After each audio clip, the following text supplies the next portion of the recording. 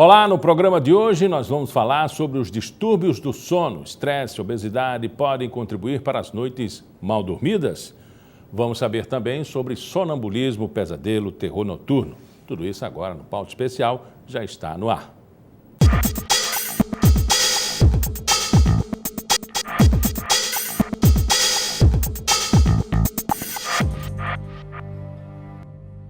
Você dorme bem? É daqueles que basta encostar a cabeça no travesseiro para pegar no sono ou briga com ele antes de dormir?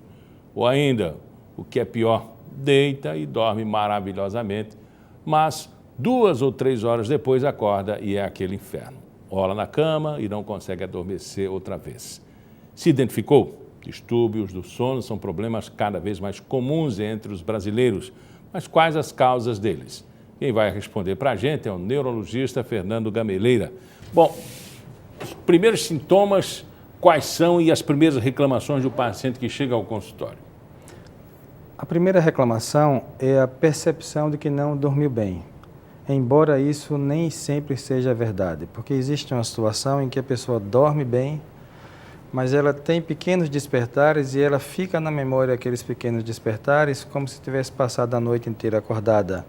Mas ainda assim essa pessoa sofre.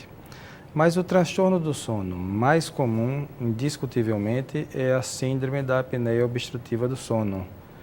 É uma situação em que quando a gente dorme, ocorre uma flacidez importante da musculatura do corpo como um todo e também da base da língua. A língua então ela vai para trás e ela dificulta a passagem do ar. E essa apneia, ela às vezes chega a ser tão importante que aumenta sobremaneira o risco de doenças cardiovasculares, como infarto do coração ou derrame cerebral. Não, isso é grave, né? Não é só roncar ou ter a costela dolorida das cotoveladas da companheira que a pessoa precisa procurar o médico. O senhor fala um caso grave aí de até problemas cardíacos, né? É verdade, e o que é mais grave é porque é uma situação muito comum. A maior parte das pessoas que tem esse transtorno nem acredita que tem, porque obviamente está dormindo e não nota aqueles roncos muito altos. E há situações até em que o companheiro ou a companheira filma o sono da pessoa para que a pessoa acredite o quanto ronca. Embora que nem todas as pessoas que roncam têm apneia do sono, mas o ronco, sobretudo o ronco alto e frequente, é um indício muito importante e deve sempre ser investigado. Quais são os agravantes dessa situação? A obesidade, o álcool, o estresse? A obesidade é o mais importante, mas o uso do álcool também é, sobretudo se for um uso muito frequente, porque o álcool acentua a flacidez da musculatura. Mas eu volto a dizer, o mais importante dessa situação é a frequência com que ela ocorre. É tão frequente que se nós fôssemos investigar todas as pessoas que precisavam ou que precisam, isso ia representar um aumento importante nos gastos com saúde. Mas isso, sem dúvida, que mais adiante ia se reverter numa economia importante, porque nós íamos evitar que muitas dessas pessoas tivessem essas complicações graves que decorrem da síndrome da apneia obstrutiva do sono. Uma coisa que é difícil de a gente lidar é porque a pessoa que tem essa síndrome, ela tem a percepção de que dormiu muito. E de fato ela dormiu muito, mas ela não dormiu bem. Porque toda vez que ela vai aprofundando o sono, o organismo, para conseguir respirar melhor, superficializa o sono. Então a pessoa dorme várias horas e acorda de manhã cansado, como se não tivesse dormido. E ao acordar cansado, ele não produz bem, depois ele tem dificuldade para dormir e talvez até recorra a algum comprimido, a umas gotinhas para que ele possa dormir. Isso é frequente, nós temos conversado com diversos médicos aí do abuso de remédios para o sono, né? É comum essa lógica da noite mal dormida e o recurso do remédio? Sem dúvida, é uma associação muito ruim, tanto pela frequência, porque é bastante alta, quanto porque é uma situação que tende a se cronificar. Quer dizer, a pessoa que anteriormente tomava meio comprimido de um desses indutores do sono, ela com o passar do tempo passa a tomar um, depois passa a tomar dois, depois troca por um outro mais potente e vai nesse contínuo. De modo que tem pessoas que, por exemplo, há 10 anos, todos os dias tomam remédio para dormir. Isso é uma coisa ruim porque entre as complicações a longo prazo desse abuso desse tipo de remédio está a diminuição da memória. Então a pessoa vai ficando mais idosa, já tende a ter uma diminuição da memória pela própria idade e esses remédios são um fator agravante bastante significativo. Uma situação que a gente imagina que possa ocorrer é que frequentemente as pessoas apostam na diminuição da gordura, um processo de emagrecimento para resolver o problema. É o primeiro passo ou é o grande passo? É o grande passo. E olha que eu não sou a pessoa mais autorizada para fazer esse tipo de conselho, mas sem dúvida nenhuma que é o grande passo, embora não seja o único. Há pessoas que precisam usar, por exemplo, um aparelhinho para respirar melhor, para dormir à noite. Há pessoas que com uma órtese que usa nos dentes já consegue ter esse alívio. Mas em todos os casos é preciso a avaliação adequada. A gente aqui em Alagoas está com uma situação que é particularmente interessante, que existe uma possibilidade real de ser criada uma residência médica em uma especialidade de transtorno do sono.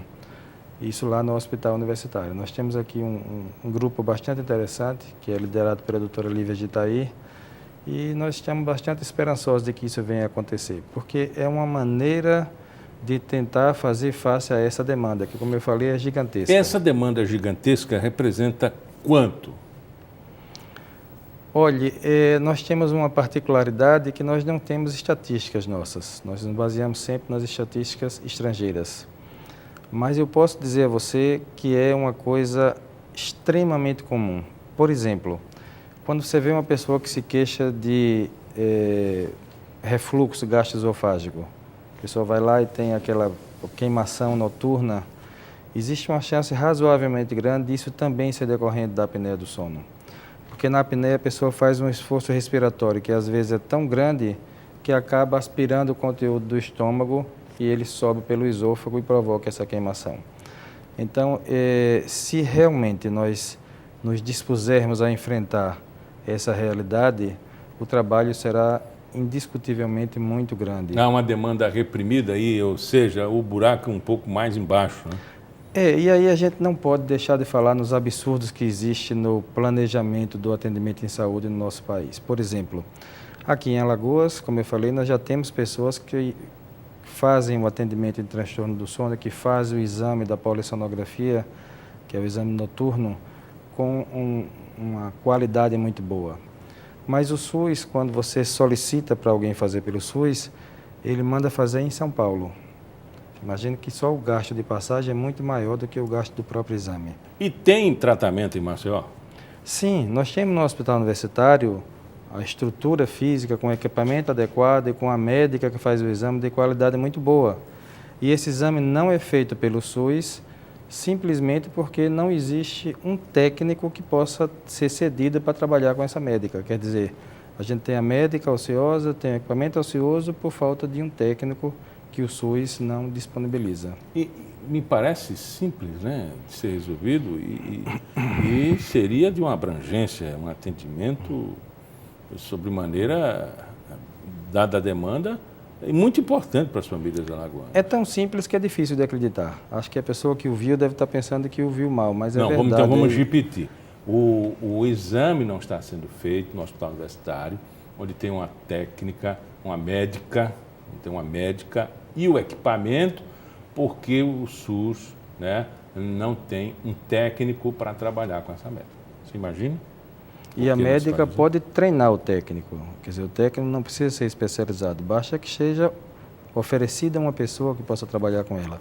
Esse tipo de situação, assim, é a cara do nosso planejamento em saúde. Isso precisa realmente mudar. Doutor Fernando, qual a importância desse exame para se detectar algum problema da apneia? É essencial. Para a apneia do sono, você não tem como dar o diagnóstico, nem como quantificar a intensidade da apneia, porque ela pode ser leve, moderada ou severa, sem fazer o exame, porque o exame é que faz essa quantificação. Na maioria dos distúrbios do sono mais simples, como por exemplo nas insônias, raramente é necessário esse exame. Mas nós estamos falando de uma situação em que um transtorno do sono impõe um risco de vida importante às pessoas e que é um risco plenamente tratável e evitável. Uma noite mal dormida, quem passa por isso, né, sabe exatamente do que nós estamos falando. No dia seguinte, a pessoa produzir, dirigir, e tudo isso necessita de uma concentração. É possível que se evite, inclusive, diversos acidentes, ou milhões de acidentes a cada ano, resolvido o problema da apneia, não? Isso sem nenhuma dúvida. A apneia do sono é uma causa importante de acidentes, tanto acidentes de trânsito quanto acidentes de trabalho, e a gente subestima isso. Várias pessoas têm acidentes com cochilos, porque sabe que se você cochilar 5 segundos, já pode provocar uma tragédia no trânsito. E a causa subjacente, na maior parte desses casos, é a apneia do sono. Pilotos, operadores de máquina, funções importantes de sério risco, operários da construção civil, operários de máquinas industriais, que trabalham com serras, cortadoras, enfim, são pessoas que precisam ter um sono, vamos dizer assim, uma noite bem dormida, né? E também o prazer de poder viver a vida. As pessoas que têm a apneia do sono mais grave e que começam a tratar adequadamente, elas habitualmente relatam que a vida mudou da água para o vinho. Porque aquela pessoa que vivia sempre cansada, com a sensação de que precisava sempre dormir, finalmente consegue viver estando bem desperta e podendo usufruir a vida. O senhor disse que o paciente, geralmente, ele não se reconhece com o problema, porque é na hora que ele está dormindo, precisa alguém filmá-lo e ele se sentir cansado. E muitas vezes a pessoa se sente cansada nas primeiras horas da manhã, depois do almoço ele consegue aquela madorninha, aquele soninho, e aí ele toca a vida até umas 10 horas da noite, né? Esse aumento vai ser gradativo com o passar do tempo, com a obesidade aparecendo, enfim, com a idade que já compromete diversas outras situações? Sim, a idade, o passar do tempo piora a apneia do sono, como piora várias outras doenças. Então, essa é uma tendência. A outra coisa importante é que a nossa memória ela é em grande parte fixada na fase mais profunda do sono. E se você tem uma privação crônica dessa fase profunda do sono pela apneia do sono, entre outras coisas, a memória também vai piorar.